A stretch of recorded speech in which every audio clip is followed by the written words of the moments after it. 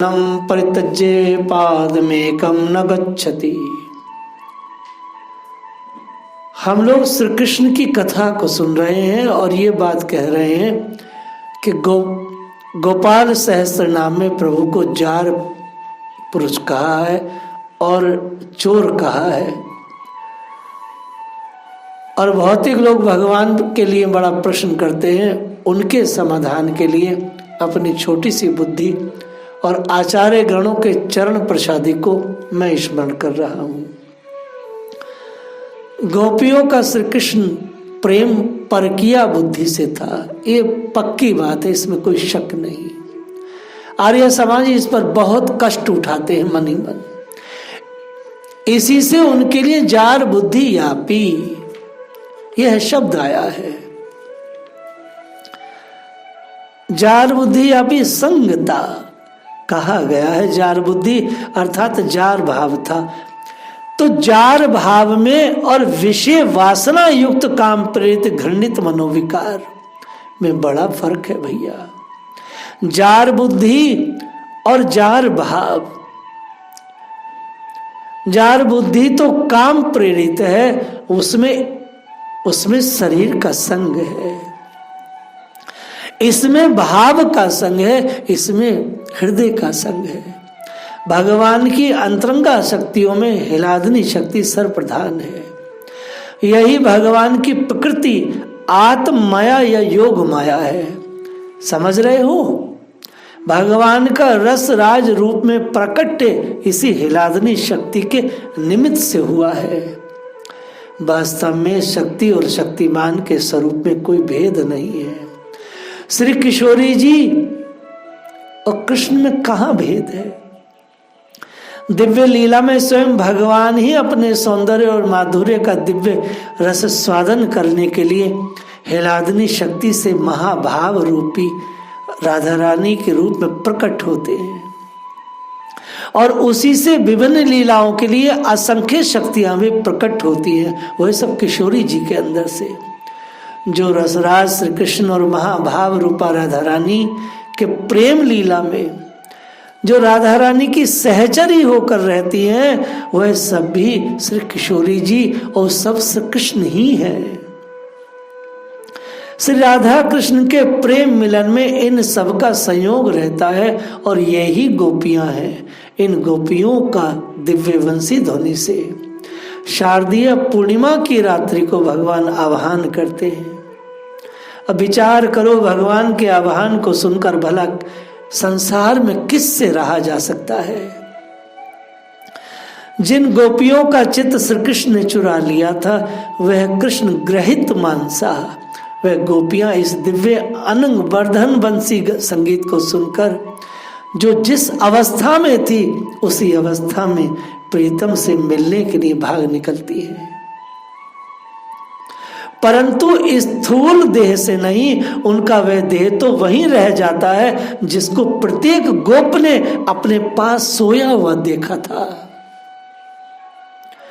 मन्ने माना शो पार्श्वस्थाना स्वान स्वान दारान ब्रजो कसहा। श्रीमद् भागवत के 10वें स्कंद के 33वें अध्याय का 38वां श्लोक है। आचार्य सुखदेव कह रहे हैं, वह स्थूल देह तो वहीं पड़ा रहा गोपों के पास, वह तो दूसरी देह से गई। अर्थात ब्रजवासियों ने रास में गई हुई अपनी पत्नियों को अपने पास ही सोए हुए देखा। ये सब जाती है दिव्य भाव देह से, जो स्थूल सूक्ष्म और कारण से परे केवल ब्रज प्रेम लीला के सपना संपादनार्थ ही प्रकट हुआ है।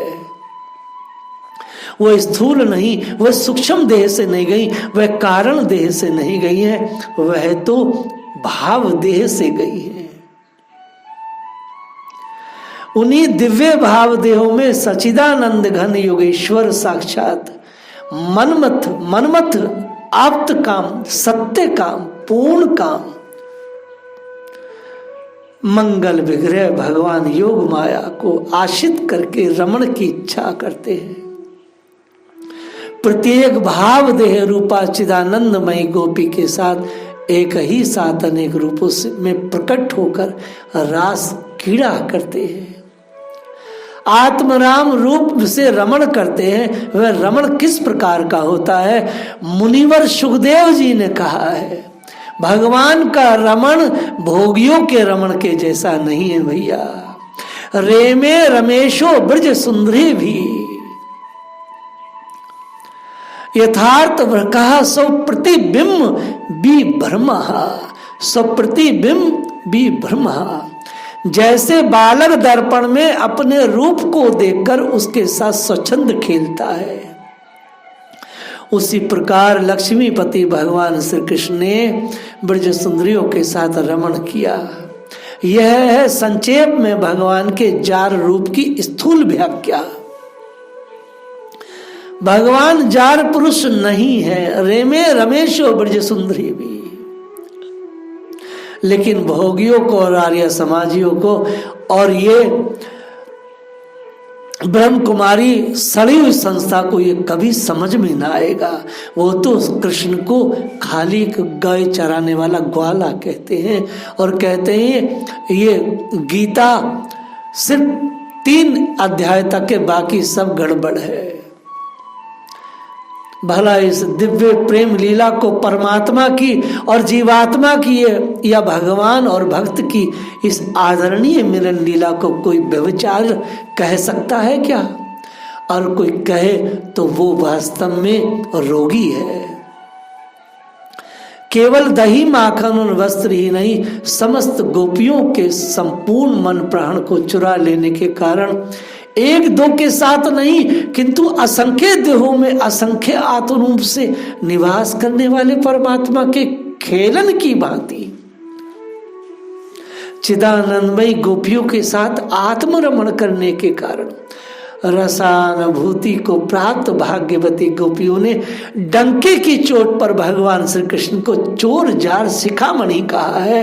ये ठीक कहा है, ये गोपियों ने कहा है, गोपियां कह सकती है।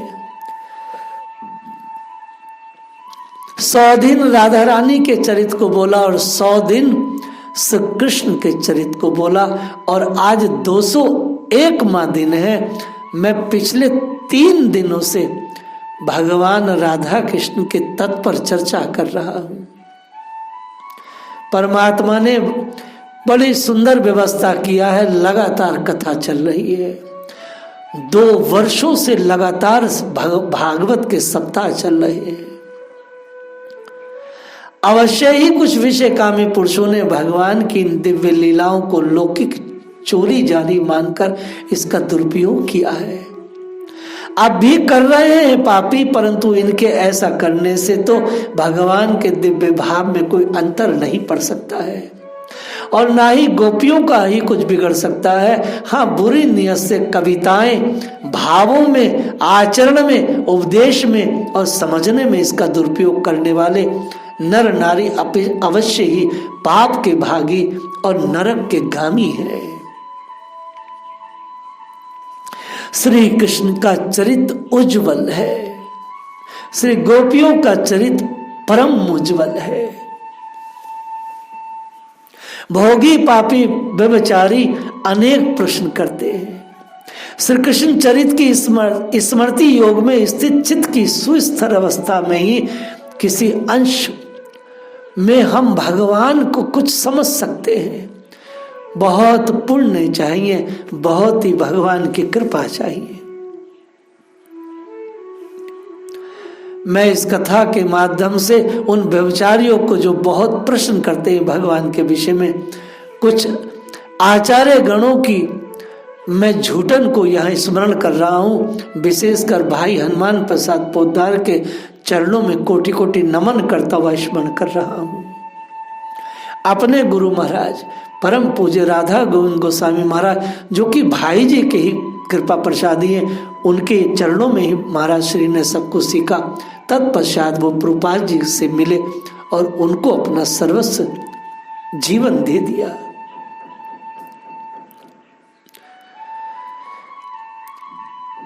श्री कृष्ण बहुत ही उज्जवल रूप से देखना चाहते हैं। कौन लोग? जो संसार के लोग हैं। कैसे? यह भी एक सत्य है कि उस श्री कृष्ण का जो चरित्र है, जिसको ये भौतिक लोग अपवित्र कहते हैं, उसे पढ़ सुनकर बहुत दुख होता है। श्री कृष्ण का चरित्र का मर्म समझे बिना ही उस पर दोषारोपण करना और उसे अपवित्र बतला देना उचित नहीं है भैया। आज लाखों ऐसे लोग हैं जो सच्चे हृदय से श्री कृष्ण के चरित्र को अपनी कल्पना के अनुसार उज्ज्वलता के सांचे में ढला हुआ देखना चाहते हैं, परंतु वह उनकी कल्पना है। भगवान को अपनी मर्यादा के अंदर बांध रखने की उनकी यह कल्पना सचमुच हास्यपद है और मूर्खतापूर्ण है। भगवान ही है, उनकी लीलाओं की परीक्षा हमारी माया छल बुद्धि नहीं कर सकती है। हम में से जो भी श्री कृष्ण का भजन चिंतन करता है, भजन के प्रताप से उनकी कृपा के द्वारा शुद्ध मति के प्राप्त होने पर ही श्री कृष्ण के ब्रज चरित्र का महत्व कुछ हम समझ सके हैं, समझ सकते हैं। भगवान का उज्जवल चरित्र देखना हो तो उनकी श्रीमद् भगवद गीता को देखिए, जिसमें कहीं भी किंतु परंतु के लिए गुंजाइश नहीं है। इसका यह अर्थ नहीं है कि उनका ब्रज चरित्र उज्जवल नहीं है, वह तो परमो उज्जवल है और परम पवित्र है, परंतु पहले उज्जवल की उपलब्धि होने पर ही परमो उज्जवल की और अग्रसर हुआ जा सकता है। भगवत गीता उज्जवल है और भागवत परम उज्जवल है। पहले अपने को उज्जवल में स्नान कराना होगा, तब परम उज्जवल के स्नान के अधिकारी बन सकेंगे और समझ सकेंगे।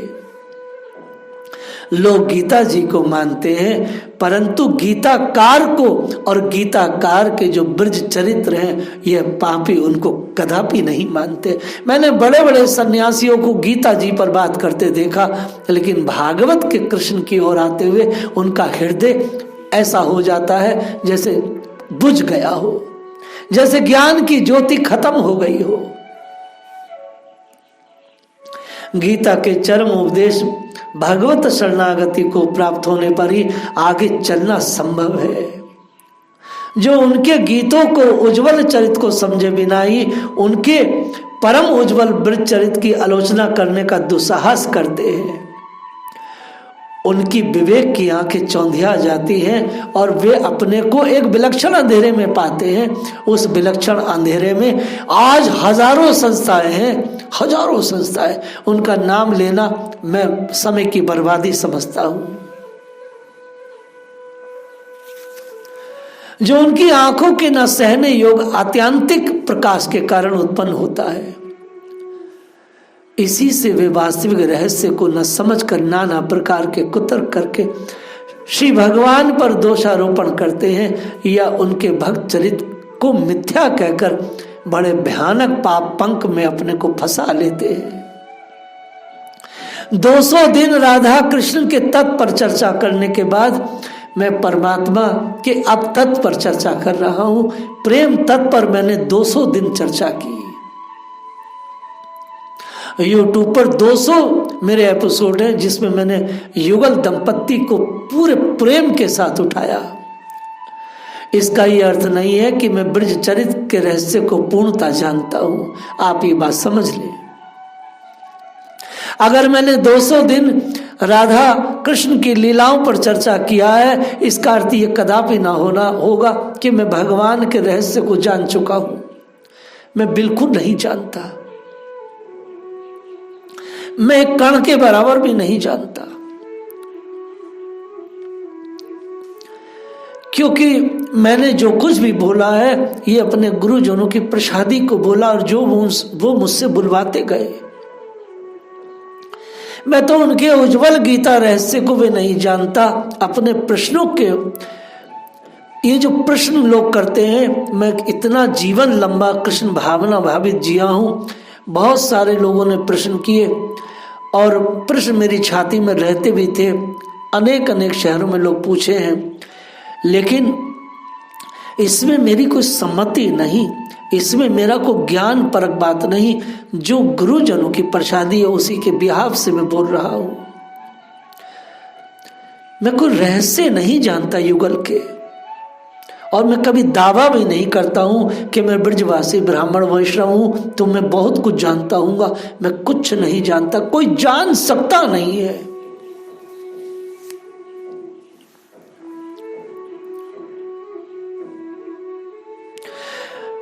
श्री गोपी जनों के साथ की हुई भगवान श्री कृष्ण की लीलाओं को सर्वदा सत्य और परम पवित्र मानता हूं मैं।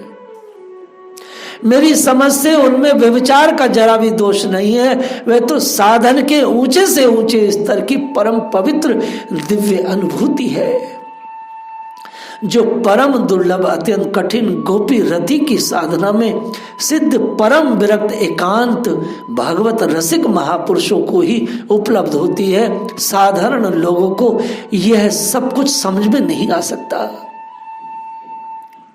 लोग अक्सर कहते हैं श्री राधा रानी का नाम अवश्य ही श्रीमद् भागवत में नहीं है, ऐसा लोग कहते हैं। इससे यह कहने का साहस नहीं करना चाहिए कि श्री राधा रानी की कहानी कल्पित है।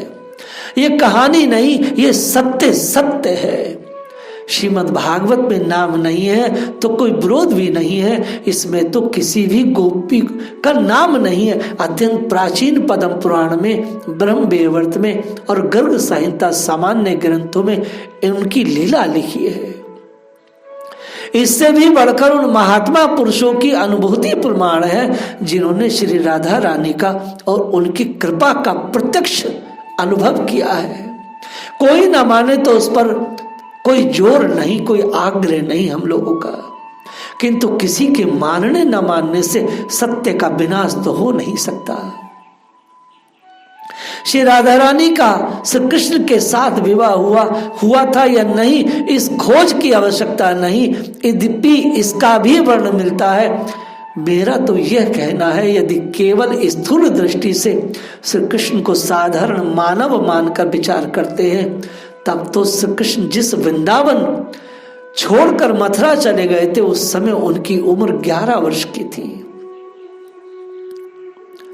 रासलीला आदि तो इससे भी पहले की घटनाएं हैं। इतनी छोटी अवस्था में काम कीड़ा हो ही नहीं सकती है। और यदि उन सर्वशक्तिमान सर्वांतर्यामी सबके एकमात्र आत्मा सर्वलोक महेश्वर स्वयं भगवान मानते हैं, तब राधा रानी बाहर से कोई भी क्यों ना हो, वे साक्षात भगवती हैं। भगवान श्री कृष्ण की आह्लादनी शक्ति है, उनके आनंद स्वरूप का मूर्त रूप है, उनकी स्वरूप शक्ति है। वे उनसे कदापि अलग नहीं है। आनंद और प्रेम की अति दिव्य लीला में उनका एक ही रूप का दो भावों में दिव्य नित्य प्रकाश है। श्री राधा रानी महाभाव रूपा है और भगवान श्री कृष्ण परम प्रेम स्वरूप है। प्रेम का स्वरूप है प्रेमास्पद के सुख से सुखी होना। जहां जितेंद्रिय तृप्ति, जहां निज इंद्रिय तृप्ति की वासना है, वहां तो प्रेम है ही नहीं, वहां तो कालुषित काम है। भगवान कृष्ण श्रीमती राधा रानी के प्रेमास्पद है और श्री राधा रानी श्री कृष्ण की प्रेमास्पदा है। राधा रानी जो कुछ करती श्री कृष्ण के सुख के लिए करती। श्री कृष्ण को सुखी देखती हैं तो उनके सुख से सुखी होने का स्वभाव होने के कारण राधा रानी को अपार सुख होता है। इधर राधा रानी को सुखी देखकर श्री कृष्ण को सुख बढ़ता है, क्योंकि राधा रानी उनकी प्रेमास्पदा है। उनको सुखी करने के लिए ही श्री कृष्ण की प्रेम लीला होती है। इस प्रकार दोनों परस्पर एक दूसरे को सुखी करते हुए और एक दूसरे के सुख से अपने सुख की वृद्धि करते हुए लीला में संलग्न रहते हैं। श्री गोपी जन उन्हीं श्री कृष्ण की स्वरूपा शक्ति हिलादनी की घनीभूत मूर्तियां हैं, जो दिन रात श्री राधा कृष्ण के मिलन सुख में सुख का अनुभव करती हुई उनकी लीला में संयुक्त रहती है। यह लीला अत्यंत दिव्य है। श्री राधा श्री कृष्ण दोनों ही प्रेमी हैं, दोनों ही प्रेमास्पद हैं। इसी से श्री भगवत रसिक जी ने एक पद गाया है बड़ा सुंदर। दो चातक दो स्वाति दो घन दो दामनी अमंदा, दो अरविंद दो अली लंपट दो लोहा दो चुंबक, दो आशिक महबूब दो मिली जुरे जुराप अंबक, दो मेघ दो मोर दो मृग दो राग रस भीने, दो मणि विशद दो बर पलंग दो बारी देहु मीने। भगवत रसिक बिहारनी प्यारी रसिक बिहारी प्यारे, दो मुख देखी दियत अधरामृत पियत होत नहीं न्यारे। भगवत रसिक रसिक की बातें रसिक बिना कोई समझे सके ना, यह सत्य है, यह सत्य है। रसिक जब तक नहीं बन सकता व्यक्ति तब तक इसे समझ नहीं सकता। यह सत्य है। रासलीला आदि में श्रृंगार का खुला वर्णन है, प्रदर्शन है, नायक नायिकाओं की भांति चरित्र चित्रण है, परंतु उसके पढ़ने से काम वासना जागृत होती है, ये बात ठीक नहीं। रास पंचाध्याय का पाठ तो हृदय का जो रोग है, काम का नाश करने वाला माना गया है, और है भी, यह बात सत्य है। उनकी बात दूसरी है, जो भगवत विहीन है उनके लिए रासलीला का पढ़ना उचित नहीं है। यही तो अधिकार भेद का रहस्य है। मेरी समझ से श्रृंगार और नायक नायिका की लीला में कुछ भी दोष नहीं। स्वयं समग्र ब्रह्म पुरुषोत्तम सर्वलोक महेश्वर अपने को अंश मात्र से धारण करने वाले सच्चिदानंद विग्रह गोपीनाथ स्वरूप से इस रस के नायक है। हम लोगों के प्राकृतिक मन बुद्धि के सर्वथा अगोचर दिव्य अप्राकृत हैं, परंतु यदि थोड़ी देर के लिए ये मान ले कि इस लीला में मिलन विलास आदि रूप श्रृंगार का रस स्वादन हुआ था, तो भी इसमें तत्वता कोई दोष नहीं आता। क्योंकि मधुर मिश्री की कड़वी तुम्बी की शक्ल की कोई आकृति गढ़ ली जाए तो देखने में ठीक तुम्बी सी मालूम होती है, परंतु तुम्बी कड़वी होती है, और ये तो मिश्री के स्वभाव, ये तो मिश्री की बनी है, तो ये तो मीठी होगी। वैसी ही लीला चमत्कार की बात है। लोग इसे खारी तुम्बी समझते हैं, होती है वह मीठी मिश्री। इसी से सच्चिदानंद घन मूर्ति भगवान कृष्ण, उनकी हिलादनी शक्ति की घनीभूत मूर्ति, गोपी जनों की कोई भी लीला कैसी भी क्यों ना हो, लौकिक काम के कड़वी जैसी नहीं, लौकिक काम के व्यभिचार की जैसी नहीं। ये सच्चिदानंद रसमय है।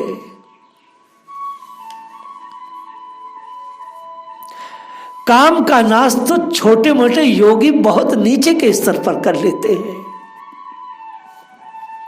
इसकी कोई नकल करने आता है तो अवश्य पाप लगेगा उसको। भगवान की नकल कोई नहीं कर सकता। माइक पदार्थों द्वारा अमाइक का अनुकरण या तो अभिनय नहीं हो सकता, क्योंकि भगवान की लीलाओं का अनुकरण करेंगे तो पापी है। वो खुद तो डूबेंगे और उनके साथ साधक भी डूबेंगे उनके जैसे।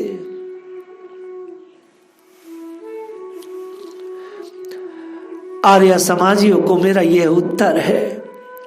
एक प्रश्न विचारणीय है, फिर भगवान लोक संग्रह के आदर्श कैसे माने जाते हैं, इस पर उत्तर यह है। प्रथम तो किसी के बचपन के कार्य लोक संग्रह के आदर्श हुआ नहीं करते, ये ध्यान से समझना।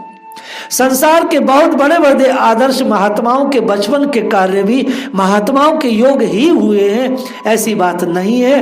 ब्रज लीला के 11 वर्ष की उम्र के पहले ही समाप्त हो जाती है।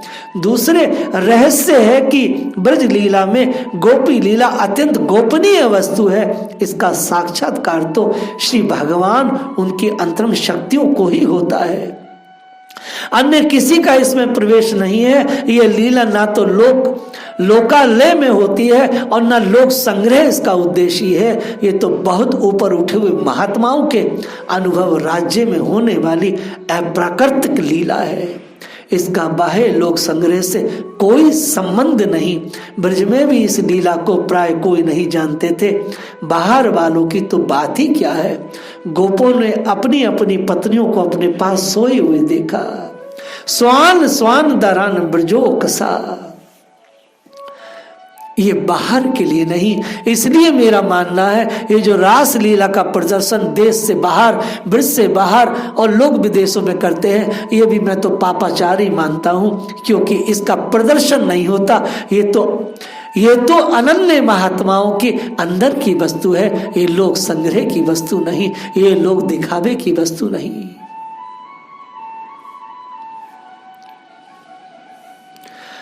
अंतिम बात कहता हूं, भगवान शंकर नारद को किसी काल में अर्जुन और गोपी भाव को की प्राप्ति होने पर इस लीला के दर्शन हुए थे। शिशुपाल ने भगवान को गालियों की बौछार करता था, रोज गाली देता था, लेकिन कहीं गोपी लीला का संकेत भी उसने किसी गाली में नहीं किया, क्योंकि अगर उसे पता होता तो इस विषय पर वो चुप नहीं रहता। उसने गोपियों की लीला पर कुछ नहीं बोला, क्योंकि उसे पता नहीं था। इसका ये तात्पर्य नहीं समझना चाहिए कि लीला नहीं हुई थी। महाभारत में द्रौपदी ने अपनी आर्त पुकार में भगवान को गोपीजन प्रिय पुकारा है। द्रौपदी अंतरंग भक्ता थी, उनको इस रहस्य का कुछ थोड़ा सा पता था। लोक संग्रह से इसका कोई संबंध नहीं है। लोक संग्रह के आदर्श में कोई बाधा कैसे आ सकती है? ये तो साधारण लोक की बात है। जो अंतरंग साधक है उनके लोक के लिए तो यही लोक संग्रह है, यही आदर्श है जो भगवान ने गोपियों के साथ और गोपियों ने भगवान के साथ जो संबंध है, ये प्रेमियों का लोक संग्रह तो यही है। और बाकी संसार के संग्रह की बात जो है वो महाभारत और गीता के जो चरित्र हैं उसके लिए है, ये हमारे लिए नहीं। जय राधे।